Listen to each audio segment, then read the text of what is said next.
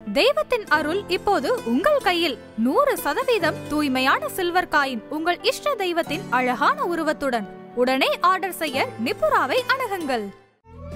தமிழர்களின் number 1 choice Tamil matrimony. முருகனையும் இசையும் பிரிக்கவே முடியாது. இசையோடவே டிராவல் பண்ணக்கூடிய ஒருத்தர் அவர். தமிழ் இசை.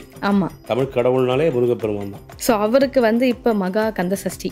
கந்தசஷ்டியோடைய பெருமைகளை பத்தி சொல்லுங்களேன் சார். என் லைஃப்பில் நான் ஒரு நல்ல ஒரு வழியை தேடி போயின்னு இருக்கேன். எனக்கு அந்த வழி தெரியல, ஐம் பிளாக். அதுக்கு நீ வழிகாட்டு முருகா. இந்த 6 நாட்கள் அம்மா விரதம்ன்றது நீ ஃபுல்லாக சாப்பிடல, நைட்டு ஒட்டு ஒரேடியாக சாப்பிட்றது அப்படி விரதம் கிடையாது. விரதங்கிறது உண்மையாகவே தூய விரதம் என்னென்னா வெறும் தண்ணி, பாலே சாப்பிடக்கூடாது. நிறைய பேர் பால் குடிப்பாங்க. தண்ணி சாப்பிட்டு அந்த 6 நாளும் வேறு கஷ்டம்தாம்மா. கஷ்டப்படாமல் வாழ்க்கையில் எதுவுமே கிடைக்காது. மக்கள் என்ன செய்யணும் செய்யக்கூடாது இதில் தான் அவங்களுடைய ஆர்வம் அதிகமாக இருக்கும். இந்த ஒரு விஷயத்தை செய்யலாம், இதை செய்யக்கூடாது அப்படின்னு ஏதாவது இருக்கா? முருகா முருகா முருகா என்ற நாமம்தான் உங்களுக்குள் ஒலிக்க வேண்டும். வேலைக்கு போகிறீங்களா, ஈவினிங் வரீங்களா, குளிச்சுட்டு சுத்தபத்தமாக முருகன் கோயிலுக்கு போய்ட்டு இந்த 6 நாள் உங்களுடைய விரதத்தை நேர்மையாக பக்தியுடன் இருந்தால் சத்தியமாக அடுத்த கந்த சஷ்டி நீங்கள் என்ன நினைத்தீர்கள் அது சத்தியமாக நடக்கும். நினைத்தது நடக்கும், கேட்டது கிடைக்கும். அதுதான் முருகப்பெருமானுடைய ஒரு மிகப்பெரிய இன்னைக்கு நான் ஒரு சின்ன உதாரணம் சொல்கிறேன். ஆதன் ஆன்மீகம் நேயர்களுக்கு வணக்கம். தொடர்ந்து நம்மளுடைய ஆதன் ஆன்மீகம் சேனல் மூலயமா மக்களுக்கு தேவையான ஆன்மீக கருத்துக்களை கொண்டு போய் சேர்த்துட்டு இருக்கோம். அந்த வகையில் இன்னைக்கு நம்மளோட யார் இணைஞ்சிருக்காங்க அப்படின்னு பார்த்தீங்கன்னா, ஐயப்ப பக்தர்களுடைய வாழ்க்கையில அவ்வளவு எளிமையா இவரை கடந்து போக முடியாது அப்படின்னே சொல்லலாம். தெய்வ திரு வீரமணி அவர்களுடைய குமாரன் வீரமணி கண்ணன் இன்னைக்கு நம்மளோட இணைஞ்சிருக்காங்க. வணக்கம் சார். வணக்கம் அன்பு சகோதரி தமிழ்ச்செல்வி. வணக்கம்.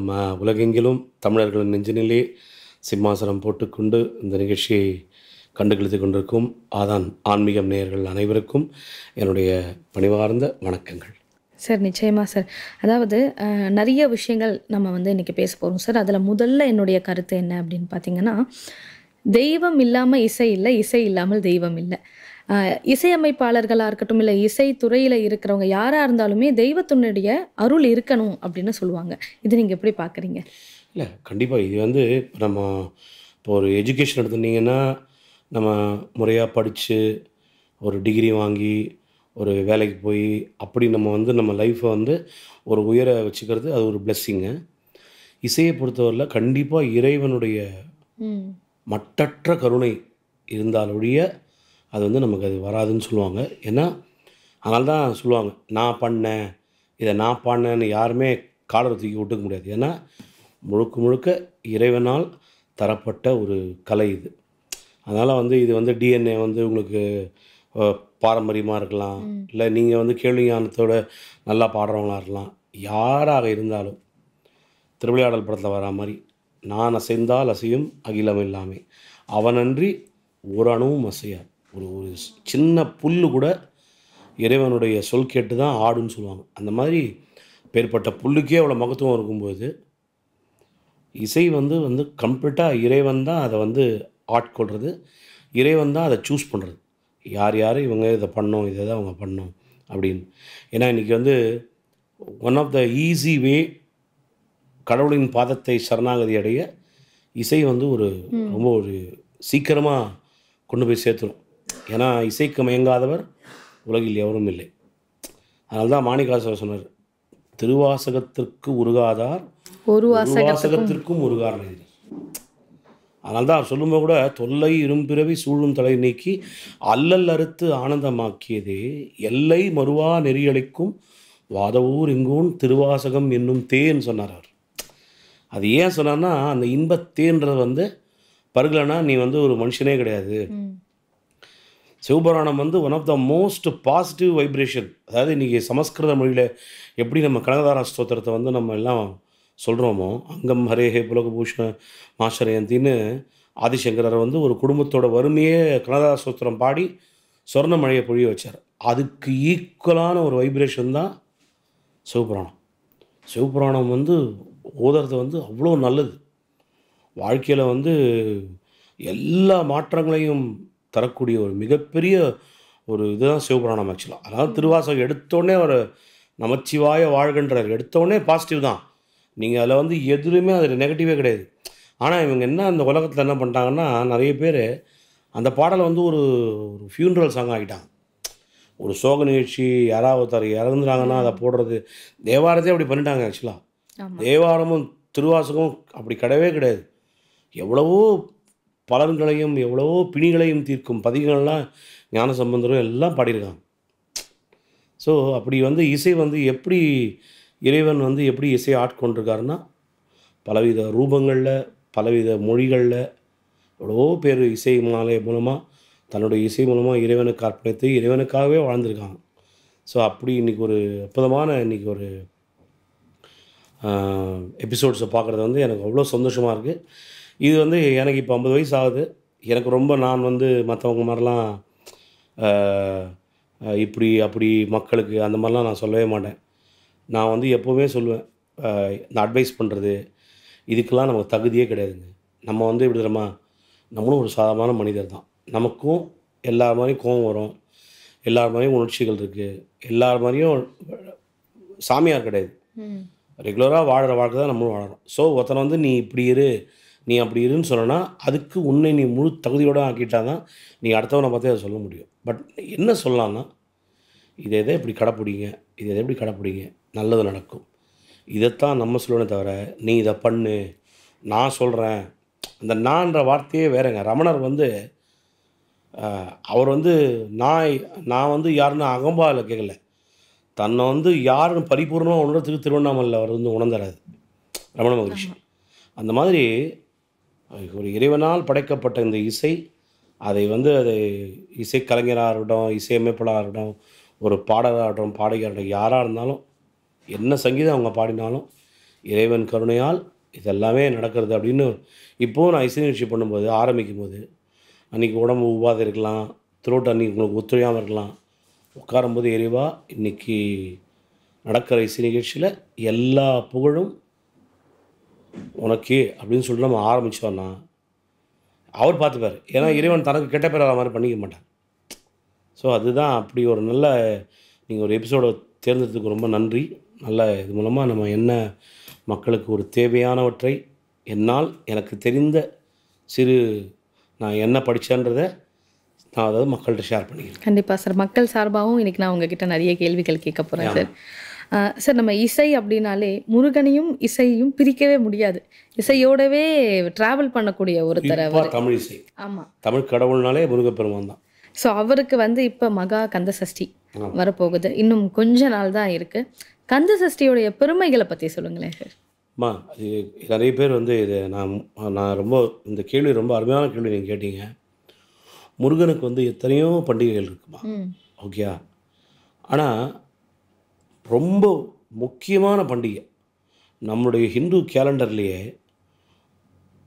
புரட்டாசிக்கு அப்புறம் நவராத்திரிக்கு அப்புறம் வர ஒரு மிகப்பெரிய ஃபங்க்ஷன் எதுன்னா கந்த சஷ்டி தான். என்னன்னா பர்த் ஆஃப் லார்ட் முருகா. இது celebration of lord Muruga on his birth. எல்லா தெய்வங்களும் ஃபிசிக்கலாக பூமியில் பிறந்து வளர்ந்த தெய்வங்கள். முருகன் ஒண்டி தான் ஈசனின் நெற்றிக்கண்லேருந்து ஸ்பார்க்கில் வந்த குழந்தை. ஆமாம். இதில் இன்னொரு விஷயம் இருக்குது. சூரபத்மன் வந்து எவ்வளோ பெரிய சிவபக்தனாக இருந்தால் உன்னால் உருவாக்கப்படும் சக்தியின் மூலமாகத்தான். நீ சக்தியோட கலந்து இல்லை, உன்னால் மட்டும் உருவாக்கப்படக்கூடிய ஒரு சக்தியினால்தான் எனக்கு மரணம் நிகழ வேண்டும்னு சொல்லி அவன் வர கேட்குறார் சிவபெருமான்ட்ட. அப்போ எவ்வளோ பெரிய அதனால தான் சிவன் யோசிக்கிறார், இவ்வளோ பெரிய சிவபக்தரை நான் இழக்கணுமா அப்படின்னு. ஆனால் எகெயின் விதி வலிதுன்ற மாதிரி அது முருகப்பெருமானால் தான் அவனுக்கு மரணம்ன்றது வந்து எழுதப்பட்ட விதி. சூரபத்மனும் அழுவானே கடைசி நேரத்தில் ஆகும்போது அந்த குழந்தைய பார்த்தோன்னே எனக்கு எதுவுமே சொல்ல தரல அப்படின்னு சரணாகதி அடைவாப்பில். அதாவது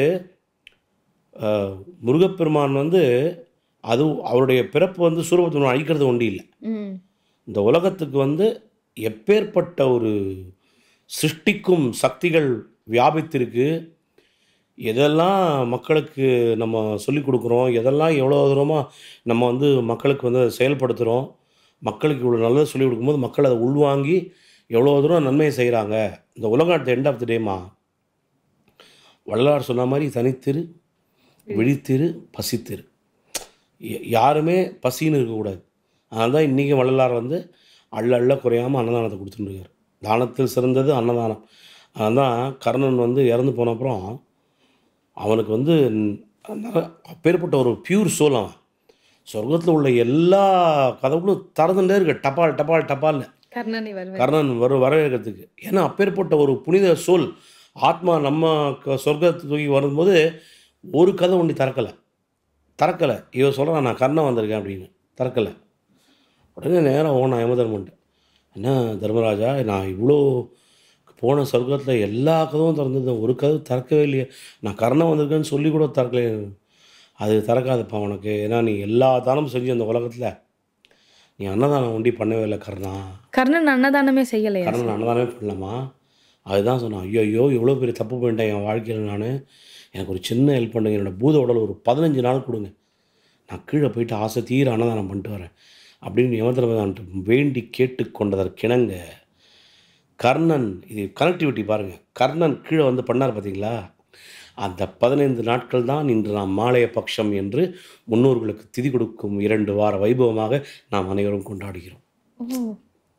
முன்னோர்களை நினைத்து கர்ணன் அன்னதானம் கொடுத்த ஒரு இதுதான் இந்த 15 நாட்கள் மாலைய பட்சம் போச்சு பார்த்தீங்களா. செப்டம்பர் 8ஆம் தேதியிலேருந்து செப்டம்பர் 17 வரைக்கும் பண்ணாங்க பாருங்கள், 22 வரைக்கும் 14 நாட்கள்.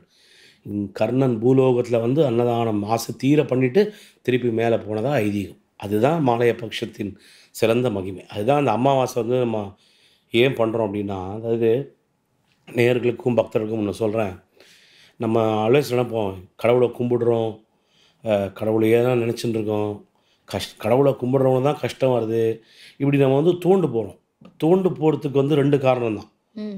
ஒன்று, உங்களுடைய வாழ்க்கை சரியாகவில்லை என்றால் பித்ருக்கள் வழிபாடு. பித்ருக்கள் வழிபாடை நீங்கள் சரியாக செய்யலைன்னா உங்களுக்கு பிரச்சனைகள் இருந்து கொண்டே தான் இருக்கும். அடுத்தொன்று குலதெய்வ வழிபாடு. இது 2 வந்து ஒரு மனிதனாக பிறந்து எவ்வளோனா கஷ்டம் இருக்கட்டுமா. நான் என்ன கேட்குறேன், கடன் வாங்கி போய் குடிக்கிறோம்ல, கடன் வாங்கி சினிமாவுக்கு போகிறாங்கல்ல, கடன் வாங்கி எவ்வளோ என்டர்டெயின்மெண்ட்டுக்கு போகிறாங்க, ஹாலிடே போகிறாங்க, பைசா இல்லைன்னா கூட கடன் வாங்கி குலதெய்வத்து வழிபாடை மறக்கவே கூடாது. அதே மாதிரி என்ன கஷ்டம் இருந்தாலும் ஆடி அமாவாசை நிற்கும், மாலை அமாவாசை நிற்கும், வருடத்தில் அந்த 2 நாள் முன்னோர்கள் நினைத்து வீட்டில் படையல் வைத்து முன்னோர்கள் நினைத்து நீங்கள்லாம் வாங்க எனக்கு வாழ்க்கையை சரி காட்டுங்க. எனக்கு ரொம்ப நிதி தனுஷோட ஒரு அப்ரோச்சு, இந்த இட்லி கடன் ஒரு படம் வந்துருப்பாருங்க, அதில் அந்த குலதெய்வத்தை பற்றி சொல்கிறார். எவ்வளோ பொறுப்புணர்ச்சி தனுஷ், அவருக்கு என்னுடைய மனமார்ந்த பாராட்டுகள் தெரிவிச்சுக்கிறேன். ஏன்னா இன்றைக்கி சினிமா திறந்தாலே கத்தி வெட்டு குத்து ரத்தம் இப்படி ஒரு மிகப்பெரிய ஆளுமையாக இருக்குல்ல, அவங்களே வந்து ஒரு பொறுப்பின்மையினால் செயல்பட்டு இந்த மாதிரி தூக்கி வன்முறை கலாச்சாரம் தூக்கி பிடிக்கும்போது இந்த மாதிரி இட்லி கடைன்னு ஒரு படத்தை கொடுத்து ஒரு ஃபேமிலி அப்பா மகன் சென்டிமெண்ட்டு, ஃபாரின் போங்க, உங்கள் குலசாமியை மறக்காதீங்க, குலதெய்வ வழிபாடு அவ்வளோ முக்கியம். இதில் குலதெய்வ வழிபாடு வந்து எப்படி தெரியுமா, உங்களுக்கு பிரச்சனைகள்லாம் தீர்க்கறதுக்கு உண்டான வழியை காமிக்கும். நிறைய பேர் சொல்லுவாங்க எனக்கு குலதெய்வம்லாம் தெரியாதுங்க அப்படின்னு. அதை கண்டுபிடிக்கிறதுக்கும் உங்களுக்கு இப்போ வழிகள் இருக்குது. ஸோ இப்படி நீங்கள் வந்து என்ன மலையேறினாலும் சரிம்மா, நான் திருப்பதி போகிறேன், வெங்கடாதையை பார்க்காம இருக்க மாட்டேன், என் பணம் செலவு பண்ணுறேன், இப்படி பண்ணுறேன், சபரிமலை போகிறேன், மாதம் விரதம் இருக்கேன், எந்த கோயிலுக்கு நீங்கள் போனாலும் குலதெய்வ வழிபாட்டை பண்ணலன்னா ஒரு தெய்வ வழிபாடும் உங்களுக்கு கை கொடுக்காது. மற்ற தெய்வங்களுக்கு வந்து அருள் இல்லைங்கிறது இல்லை, குலதெய்வங்கிறது எப்படி தெரியுமா, உங்கள் அப்பா அம்மா மாதிரி. அது உங்களுடைய முன்னோர்கள் வாழ்வாங்கு வாழையடி வாழையாக வழிபட்டு அவர்கள் வழிபட்டு உங்களுக்கு வழியை காமிச்சு நாளைக்கு எனக்கு பிரச்சனை இது தீரவே மாட்டேங்கும் போது குலதெய்வம் வந்து உங்களுக்கு சொல்யூஷன் கொடுக்கும். அதே இப்போ நம்ம முன்னோர்களும் அப்படி தான்.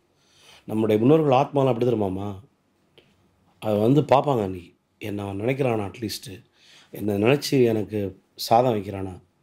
ஏன்னா அந்த ஆத்மா அன்றைக்கி தான் அலையும் நம்மக்கிட்ட, தண்ணி கலையும். ஆத்மான்றதுக்கு வந்து ஒரு உயிர் கிடையாதுமா, அது வந்து உங்கள் வீட்டில் வந்து நீ அவனை பற்றி நினைக்கிறியா அப்படின்னு கேட்கும். இதே சைடில் இன்னொரு புராணத்தை என்ன சொல்கிறதுன்னா, ஒன்ஸ் உயிர் வந்து உடலை விட்டு போயிடுச்சுன்னா அந்த ஆத்மாவுக்கு ஒன்று தெரியவே தெரியாது, நீ தான் பையனா நீ தான் பொண்ணா தெரியாதுன்னு சொல்லுவாங்க. ஆனால் அந்த ஆத்மாவுக்குள்ளே ஒரு ஜீவன் ஒன்று இருக்குது, அந்த ஜீவன் தான் உங்களை தேடும்.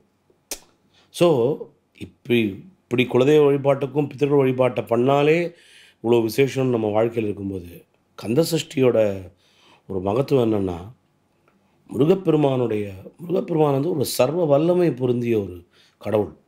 ஏன்னா நெற்றிக்கண்ணில் உதித்தினால ஒண்டி இல்லை, அந்த ஞானம், அந்த நான் சொன்ன பாருங்க 6 முகங்கள், ஈசானம், தத்புருஷம், வாமதேவம், அகோரம், இதில் இந்த சத்யோஜாதம், இந்த 6 முகமும் வாழ்க்கையில் வந்து நம்ம திசை தெரியாமல் இருக்கும் பொழுது நீ இந்த திசைக்கு போ, நீ இப்படி போ, உன் வாழ்க்கையை இப்படி லீட் பண்ணுன்னு வழிகாட்டுற ஒரு அந்த வேல் தான் முருகப்பெருமானுடைய அந்த கந்த சஷ்டி. சஷ்டி விரதம் இருந்து முன்னெல்லாம் வரும், சட்டியில் விரதம் இருந்தால் கர்ப்பப்பையில் குழந்தை வரும்ன்றது இவங்க வந்து சட்டியில் இருந்தால் தானே ஆப்பையில் வரும்னு இவங்க அப்படியே பழமொழியாக மாற்றி விட்டாங்க. வடிவேல் சொன்ன மாதிரி ரூட்டை மாற்றி விட்டாங்கன்னு. விரதங்கள் இருக்கும் பொழுது குறிப்பாக கர்ப்பிணி பெண்களும் சரி, குறிப்பாக உடம்பு முடியாமல் இருக்கிறவங்க, உடம்பை படுத்துதுன்னு சொல்கிறவங்க, இவங்கெல்லாம் வந்து அந்த 6 நாள் சஷ்டி விரதத்தில் கரெக்டாக விரதன்றது வந்து சும்மா வந்து நான் இன்னைக்கு ஃபுல்லாக சாப்பிடல, நைட்டு ஒட்டு ஒரேடியாக சாப்பிட்றது அப்படி வந்து விரதம் கிடையாது. விரதங்கிறது உண்மையாகவே தூய விரதம் என்னென்னா வெறும் தண்ணி. இஸ்லாமியர்கள் இருக்காங்க பாருங்கள், ரம்ஜான் போது எச்சம் ஒழுங்காமல் இருக்காங்க, நான் அப்படி கூட இருக்க சொல்ல, வெறும் தண்ணியை குடிங்க, பாலே சாப்பிடக்கூடாது. நிறைய பேர் பால் குடிப்பாங்க, நான் லிக்விட் டயட் தான் அப்படின்வாங்க. பாலை கூட குடிக்கக்கூடாது, வெறும் தண்ணி தான். தண்ணி சாப்பிட்டு அந்த 6 நாளும் வேறு கஷ்டம்தாம்மா. கஷ்டப்படாமல் வாழ்க்கையில் எதுவுமே கிடைக்காதுமா. முருகன் வந்து எப்படி தெரியுமா, குழந்தை தெய்வம். அது நீங்கள் குழந்தையாக பார்த்தா குழந்தை, ஃப்ரெண்டாக பார்த்தா ஃப்ரெண்டு, வாலிபனாக பார்த்தா வாலிபன், வயசானவனாக பார்த்தா வயசானவர், அப்படி உங்களுக்கு எல்லா ஸ்தானமுமாக இருந்து. ஏன்னா தகப்பன் சுவாமினே பேர் அவர். சிவபெருமான் கேட்குற, உன்னை உருவாக்கினோடனே நான் தாண்டா, நீ வந்து என்ன கீழே மண்டிடுன்ற, தெரியாத ஒற்றை தெரிந்தவங்ககிட்ட நீ கேட்கும் பொழுது நான் தான் குரு. அதனால் அப்பனுக்கே பாடம் சொன்ன தகப்பன் சுவாமி. ஒவ்வொரு 6 படையும் நம்ம ஸ்டோரி சொல்லுவோம், மயிர் கூச்சி எரிஞ்சிடும். அவ்வளோ ஒரு விசேஷம் முருகப்பெருமானுக்கு. இது என்னுடைய குலதெய்வமே முருகப்பெருமான் தான். இப்போ நீங்கள் அடுத்த கேள்வி ஒன்று எனக்கு ஏரில் ஆஃபில் கேட்டீங்க, எப்படிங்க முருகன் குலதெய்வமாக வருன்றாங்க, நிறைய பேர் வராதுன்றாங்களே அப்படின்னு. நீங்கள் கேட்டது வந்து கிராமிய தேவதைகள், ஆக்சுவலாக பரிவார தேவதைகள். நேர்கள்ட்ட இன்னொன்று ஒன்று சொல்லணும், இந்த சபரிமலை வழிபாட்டில் கூட எல்லோரும் இப்போ சமீப காலமாக வந்து இந்த கருப்பண்ண சாமி அது இது ஐயப்பனுக்கு மேலே வைக்கிறாங்க. ஐயப்பனுக்கு மேலாம் கருப்பண்ண சாமி கிடையவே கிடையாது. ஒரு பரிவார தேவதையை கருப்புன்றது வந்து அவ்வளோதான், கோவிலுடைய பாதுகாப்பு கடவுளுக்கு கட்டுப்பட்டவருங்க. அவர் வேற ஒன்றும் கடவுளுக்கு ஈக்குவலாம் கிடையாது. நிறைய பேர் நீங்கள் யூடியூப்பில் இஷ்டத்துக்கு அடிச்சு விட்றது என்னென்னா, என்னத்தையாவது அடிச்சு விட்றது, ஐயப்பன் இப்படி, ஐயப்பன் அப்படி, அதே மாதிரி முருகப்பெருமான். அதாவது முருகப்பெருமான் வந்து வீரபாகு வந்து சிவபெருமான் தன்னுடைய பூதகணங்களில் வீரபாகுவா முருகனுக்கு காமிச்சவர். சண்டை போடும்போது அவன் குழந்தை, ஆனால் முருகனுடைய பவர்ன்றதும் சிவபெருமானுக்கே தெரியாது.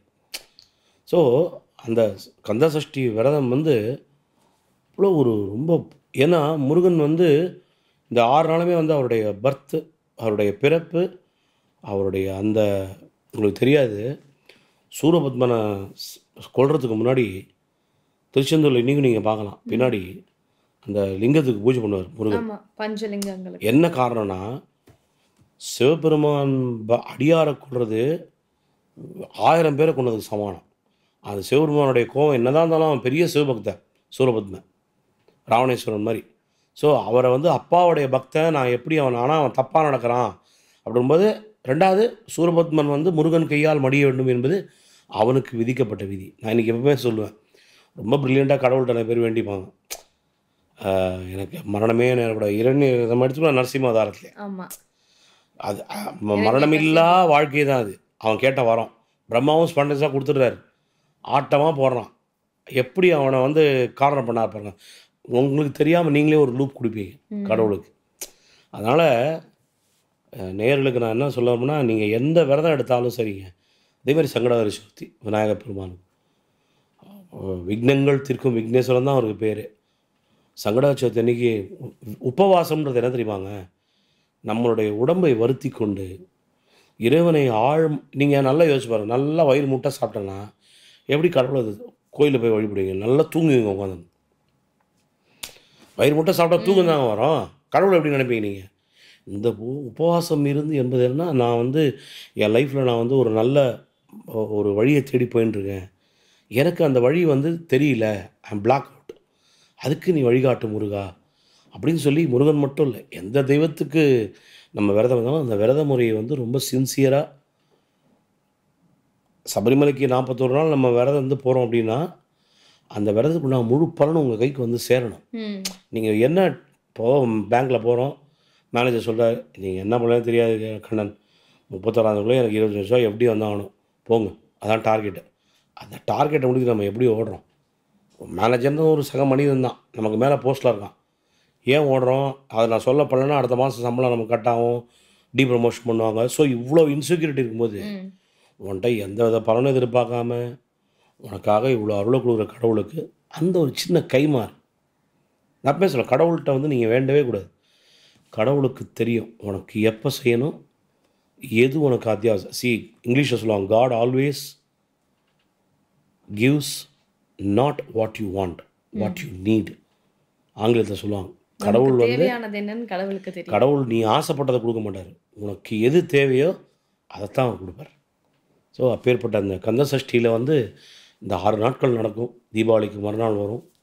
சூரசம்மாரம் முடிந்து திருக்கல்யாணம் வரையில் அந்த 6 நாளும் முருகப்பெருமானுக்கு விரதம் இருந்து கோயிலுக்கு சென்று நான் வந்து உண்மையாக இப்போ இந்த எனக்கு எல்லாம் என்ன வருத்தம் தெரியுமா, தமிழ்நாடு ஏன் நமக்கு இப்படி ஒரு மாநிலமாக படிச்சுட்டு நான் இன்னும் கூட யோசிச்சுருக்கேன். இந்த நம்ம விஜய் சாருடைய கரூர் பிரச்சாரத்தில் ஒரு 40 பேர் அப்பாவி ஜனங்க, இது நவராத்திரி காலகட்டமா, கோவிலுக்கு போகணுமா? நவராத்திரி காலகட்டத்தில் நவராத்திரி எப்போ ஏற்பட்ட விசேஷம் தெரியுமா? நம்ம வீட்டில் இருக்கிற பெண்களே வந்து தெய்வமாக கும்பிடுற நேரமாக இது. இன்னும் எவ்வளோ நாளைக்கு தான் இவங்க இந்த இளைஞர்களும் சரி அன்றைக்கி பார்க்க போன 1.5 வயசு குழந்தைய தூக்கின்னு போய் அப்படி என்னம்மா உங்களுக்கு சினிமா மோகம்? நான் தப்பு சொல்லம்மா, வாழ்க்கையில் என்டர்டெயின்மெண்ட்ன்றது வந்து ஒரு முக்கியம்தான், நான் இல்லைன்னு என்டர்டைன்மெண்ட்டாக இருக்கணும். நவராத்திரியும் போது நீ 4 பேர் வீட்டுக்கு போவியா, ஒரு 4 சுமங்கலிகளை கூப்பிடியா, குங்குமத்தை வச்சு கொடுப்பியா, ரவிக்கையை வச்சு கொடுப்பியா, ஒரு பக்தி மார்க்கத்தோடு இல்லாமல் அவன் 8:45 அந்த தலைவன் வந்து 8:45 சென்னையிலேருந்து கிளம்புறாரு.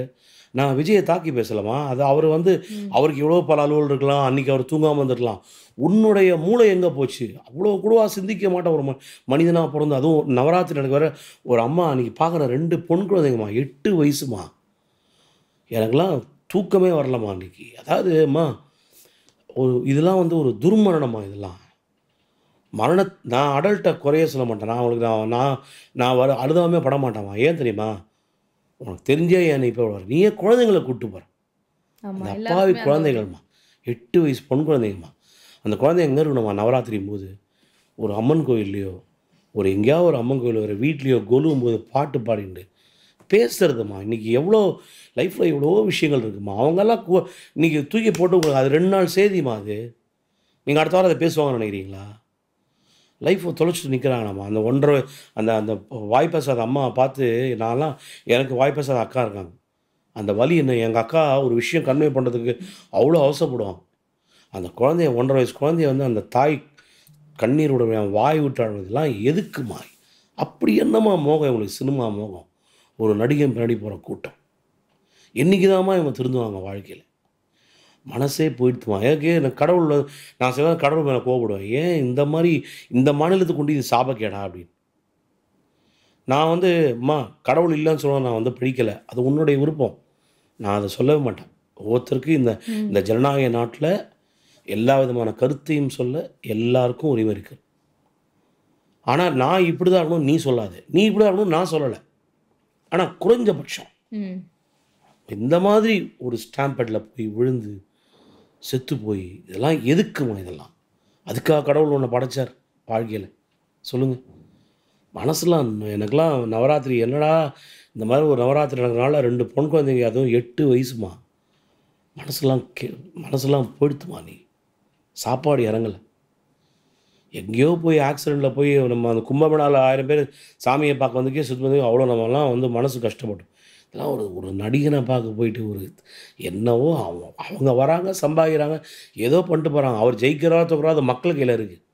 உனக்கு நீ விட்டுட்டு நீ அந்த ஃபோனில் புருஷங்காரன் சொல்கிறான், அம்மா வாம்மா கூட்டம் ஜாஸ்தியாக இருக்குமா, குழந்தைய வச்சு நீங்கள் இல்லை நாங்கள் பார்த்து தான் வருவோம், அவரை அப்புறம் திருப்பி பார்க்க சந்தம் கிடைக்காது. இது ஒரு பேச்சா? காலைல 8:45 இப்போ எங்கம்மா கடவுளுக்கு உங்களுக்கு நேரம் செலுத்துறதுக்கு? சொல்லுங்கள்.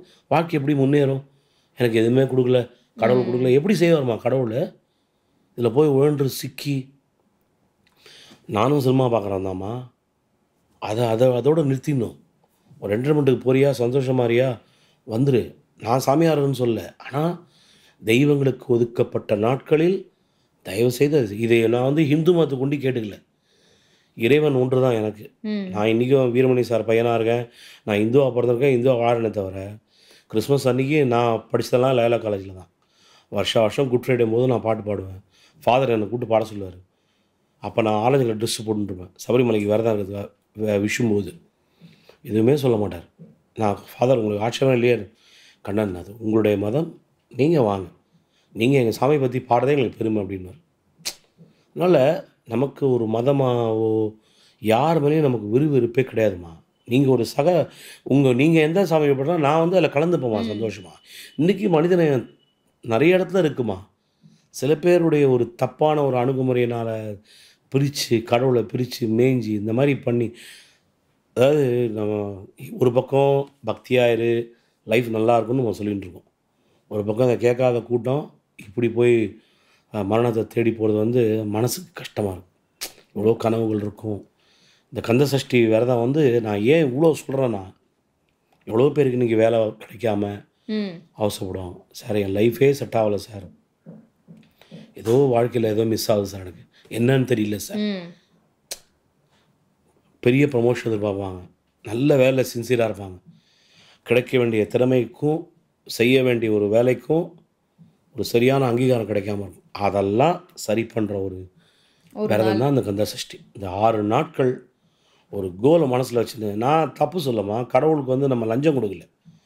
கடவுளே எனக்கு ஒரு வழி காட்டு, என்னால் முடிஞ்சது என்ன, இந்த பிரார்த்தனையை நான் மனசார செய்கிறேன். கடவுள் உங்கள்கிட்ட எதிர்பார்க்குறது உண்மையான பக்தி.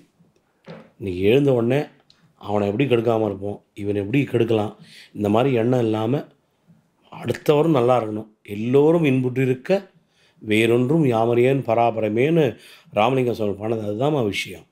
நான் தான் ஏன் இன்றைக்கி அவ்வளோ பெரிய மகானை நம்ம போற்றி வழிபடுறோம். இதெல்லாம் தான் காரணங்கள். அவர்கள்லாம் நமக்காக வாழமா, அவங்களுக்காக வாழலை, மக்களுக்காக வாழ்ந்தாங்க.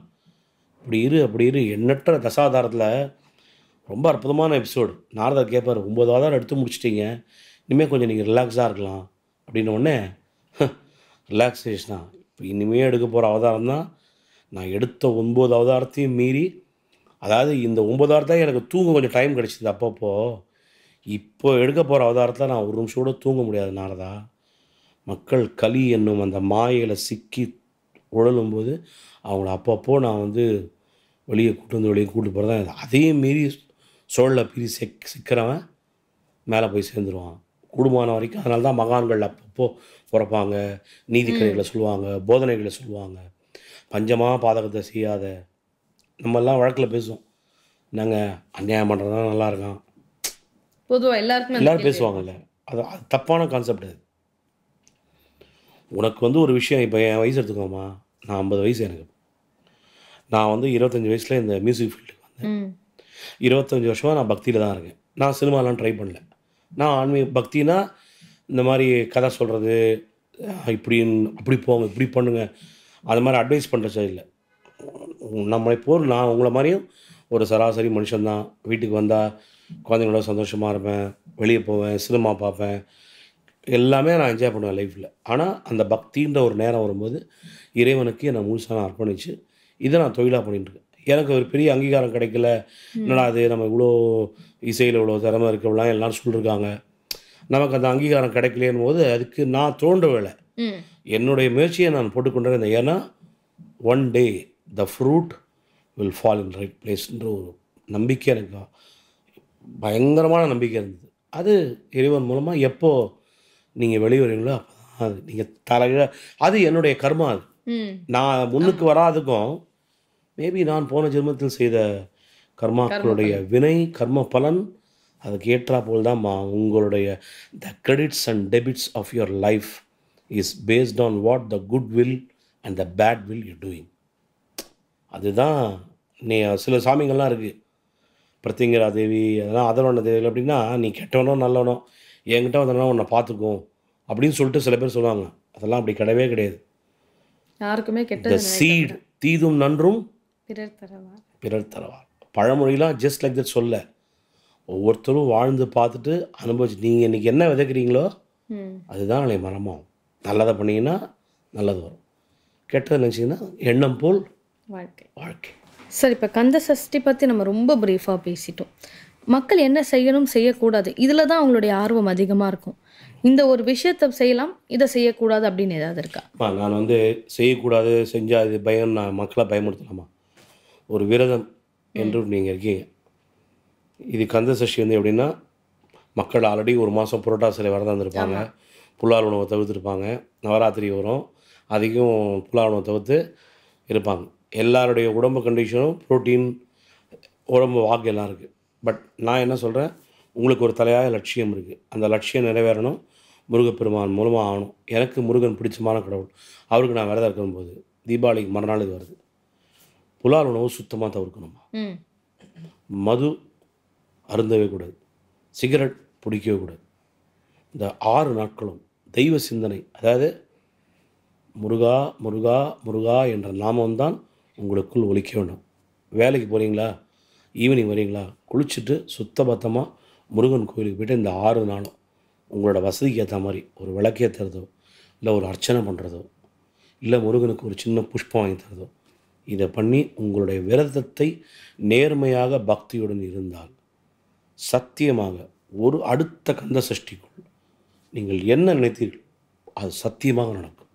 நினைத்தது நடக்கும், கேட்டது கிடைக்கும். அதுதான் முருகப்பெருமானுடைய ஒரு மிகப்பெரிய, இன்றைக்கி நான் ஒரு சின்ன உதாரணம் சொல்கிறேன்.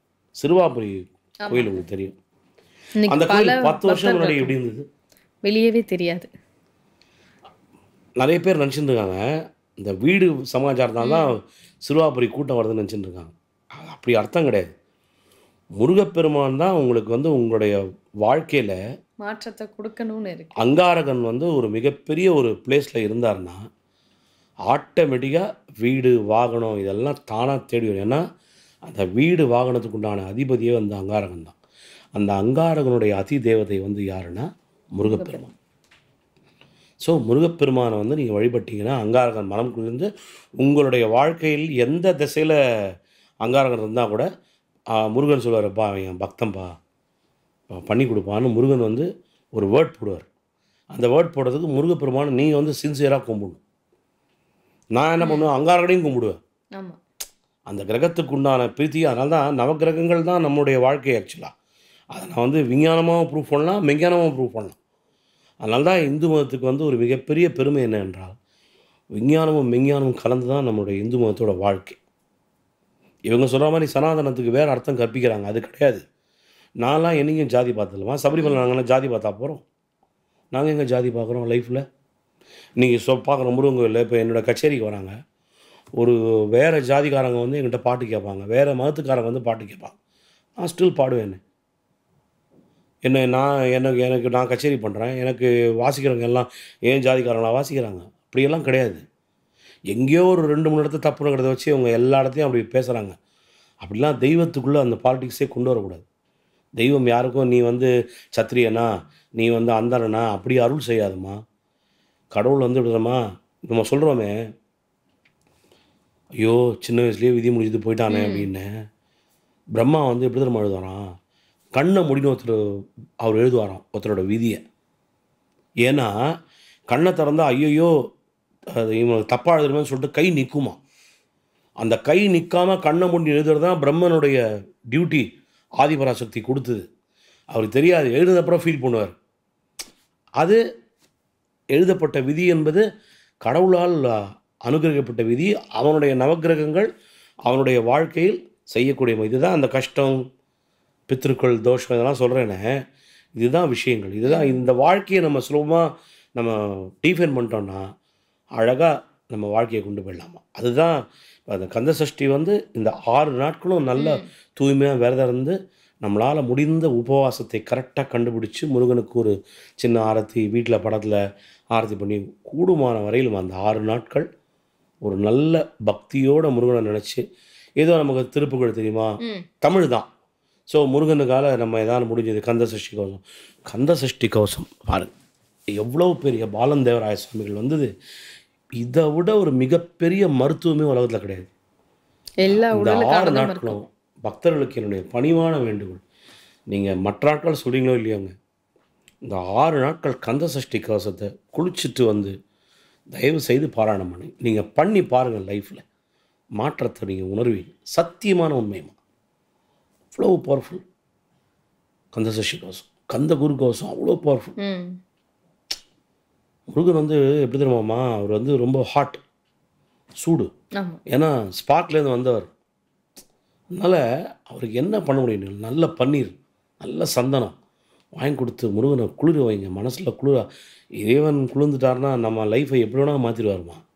அவர் கூட அத்தனை உண்டான மகத்துவங்கள் வந்து இந்த கந்த சஷ்டி வரதுக்கு. அதேமாரி வேல்மாறல், இந்த வேல்மாறலை படிங்க, வேல் விருத்தம் படிங்க, மயில் விருத்தம் படிங்க.